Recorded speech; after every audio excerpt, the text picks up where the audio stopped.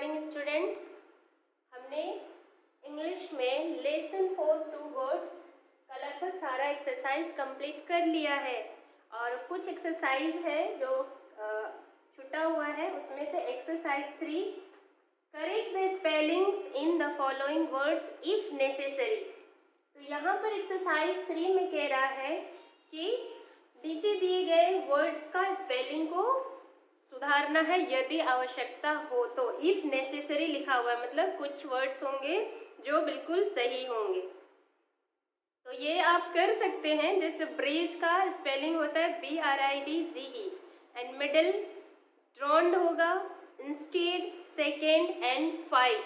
तो ये आप खुद से कर लेंगे। एक्सरसाइज 4 है, transform the following sentences into reported speech. नीचे दिए गए सेंटेंस को क्या करना है, रिपोर्टेड स्पीच में ट्रांसफॉर्म करना है, बदलना है। तो रिपोर्टेड स्पीच को जानने के लिए सबसे पहले टेंस जानना बहुत ज़रूरी है और इसी के कारण मैंने आपको टेंस पढ़ाया और टेंस के सारे वीडियो मैंने अपलोड कर दिए हैं। आपको फिर से, अगर आप नए हैं, छूट गए हैं, तो आप वीडियो देखकर टेंस को अच्छी तरह से कंप्लीट कर लेंगे। अदरवाइज आपको ये जो रिपोर्टेड स्पीच बिल्कुल समझ में नहीं आएगा।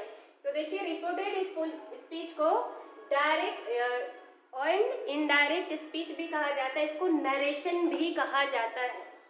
तो चलिए आज हम लोग डायरेक्ट इनडायरेक्ट स्पीच सीखेंगे कि कैसे डायरेक्ट से इनडायरेक्ट स्पीच को कन्वर्ट किया जाता है। तो इसके लिए कुछ जनरल रूल्स होते हैं।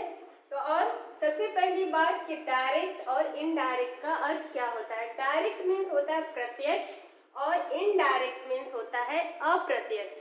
तो स्पीच जैसे कि किसी का बोला हुआ कथन या किसी का कहा हुआ कथन, वो एक स्पीच होता है, एक भाषा या एक सेंटेंस होता है। तो उस स्पीच को कैसे, जैसे कि हम किसी के कथन के, किसी के स्पीच को कभी हूबहू उसी के वाक्य में दोहराते हैं तो वह कहलाता है डायरेक्ट स्पीच।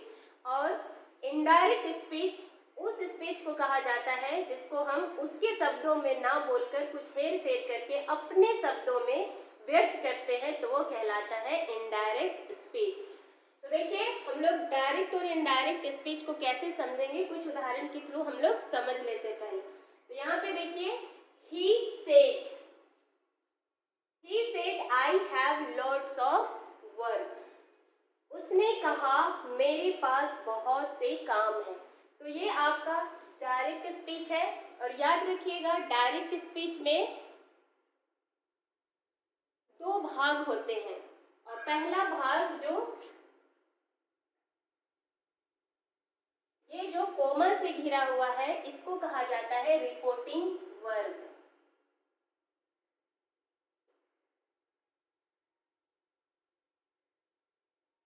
ये एक कोमा से है और ये जो स्पीच है ये इन्वर्टेड कोमा के अंदर बंद है और इसको कहा जाता है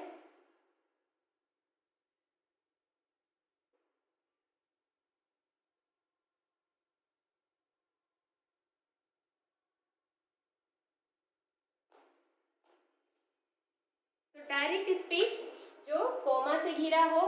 ये जो डायरेक्ट स्पीच का 2 पार्ट होता है, एक रिपोर्टिंग वर्ब होता है, दूसरा रिपोर्टेड स्पीच होता है।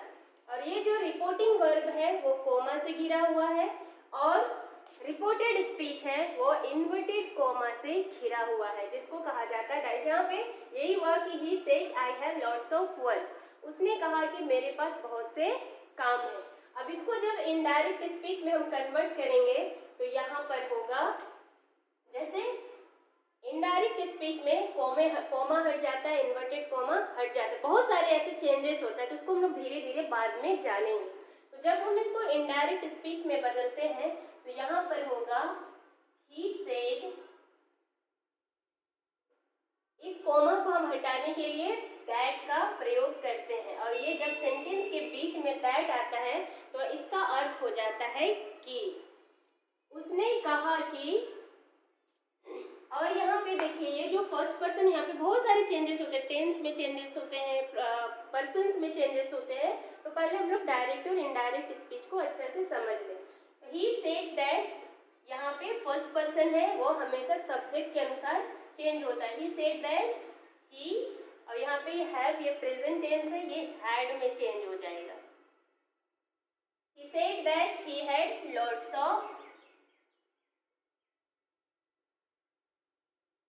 वर्क, और यहाँ पे इन्वर्टेड कोमा हट गया। अब यहाँ पर है डायरेक्ट स्पीच के, उसने कहा कि मेरे पास बहुत से काम है। जब इसको इनडायरेक्ट स्पीच में कन्वर्ट करते तो यहाँ पर होगा he said that he had lots of work, उसने कहा कि उसके पास बहुत से काम थे।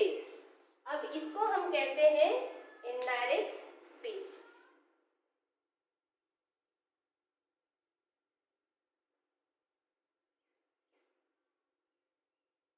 तो इस तरह से हम देखेंगे कि डायरेक्ट स्पीच किसी का बोला हुआ कथन को हूबहू उसी के शब्दों में या उसी के वाक्यों में दोहराना, वही कहलाता है डायरेक्ट स्पीच। इनडायरेक्ट स्पीच होता है कि किसी के बोले हुए कथन को, स्पीच को हम अपने शब्दों में कुछ हेर फेर करके अपने तरीके से बोलना, वो कहलाता है इनडायरेक्ट स्पीच।